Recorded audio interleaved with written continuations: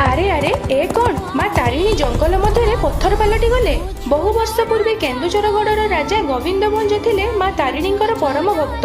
ରାଜା ଗୋବିନ୍ଦ ଭଞ୍ଜ ମା ତାରିଣୀଙ୍କୁ କେନ୍ଦୁଝର ଆଣିବା ପାଇଁ ଚାହୁଁଥିଲେ। ସେଥିପାଇଁ ସେ ପୁରୀର ରାଜା ପୁରୁଷୋତ୍ତମ ଦେବଙ୍କୁ ନିବେଦନ କରି କାଞ୍ଚିରୁ ଆଣିଥିବା ମା ତାରିଣୀଙ୍କୁ କେନ୍ଦୁଝରଗଡ଼ ନବା ପାଇଁ ଅନୁମତି ମାଗିଲେ ଏବଂ ସେହି ଦିନ ରାତିରେ ମା ତାରିଣୀ ପୁରୁଷୋତ୍ତମ ଦେବଙ୍କ ସ୍ୱପ୍ନରେ ଆସି କହିଲେ, ଗୋବିନ୍ଦ ଭଞ୍ଜ ହେଉଛନ୍ତି ମୋର ପରମ ଭକ୍ତ, ମତେ କେନ୍ଦୁଝର ନବା ପାଇଁ ତାଙ୍କୁ ଅନୁମତି ଦିଅ। ରାଜା ଗୋବିନ୍ଦ ଭଞ୍ଜ ପୁରୁଷୋତ୍ତମ ଦେବଙ୍କ ଠାରୁ ଅନୁମତି ପାଇ ମା ତାରିଣୀଙ୍କୁ କେମିତି କେନ୍ଦୁଝର ନେବେ ଚିନ୍ତା କରି ଆଦେଶ ପାଇ ପୂଜା ଅର୍ଚ୍ଚନା ଆରମ୍ଭ କରିଲେ। ଏହି ସମୟରେ ମା ଶୂନ୍ୟବାଣୀ ଦେଇ କହିଲେ, ରାଜା ତୁମେ ଘୋଡ଼ାରେ ବସି ଆଗେ ଆଗେ ଯିବ, ମୁଁ ତୁମ ପଛେ ପଛେ ଯିବି। ମୋ ପାଉଁଜିର ଶବ୍ଦ ଶୁଣି ତୁମେ ଜାଣିପାରିବ ମୁଁ ତୁମ ପଛରେ ଆସୁଛି, କିନ୍ତୁ ସର୍ତ୍ତ ତୁମେ ଯଦି ପଛକୁ ବୁଲି ମତେ ଦେଖିବାକୁ ଚେଷ୍ଟା କରିବ ମୁଁ ସେହିଠାରେ ପଥର ପାଲଟି ଯିବି।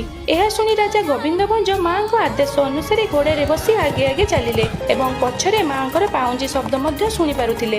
ଏମିତି ଚାଲୁ ଚାଲୁ କେନ୍ଦୁଝର ସୀମା ଭିତରେ ବିରାଟ ଶାଳବଣ ପଡ଼ିଲା। ସେଠାରେ ମା ରାଜାଙ୍କୁ ପରୀକ୍ଷା କରିବା ପାଇଁ ଜାଣି ଜାଣି ଅଟକି ଗଲେ। ମାଙ୍କର ପାଉଁଜି ଶବ୍ଦ ନ ଶୁଣି ପାରିବାରୁ ରାଜା ଅଧୈର୍ଯ୍ୟ ହୋଇ ପଛକୁ ବୁଲି ଚାହିଁଦେଲେ। ମାଙ୍କ ସର୍ତ୍ତ ଅନୁସାରେ ମା ସେହି ଶାଳବଣ ଭିତରେ ପଥର ପାଲଟି ଗଲେ ଏବଂ ସେହିଠାରେ ହିଁ ମା ତାରିଣୀ ରୂପରେ ପୂଜା ପାଇବାକୁ ଲାଗିଲେ।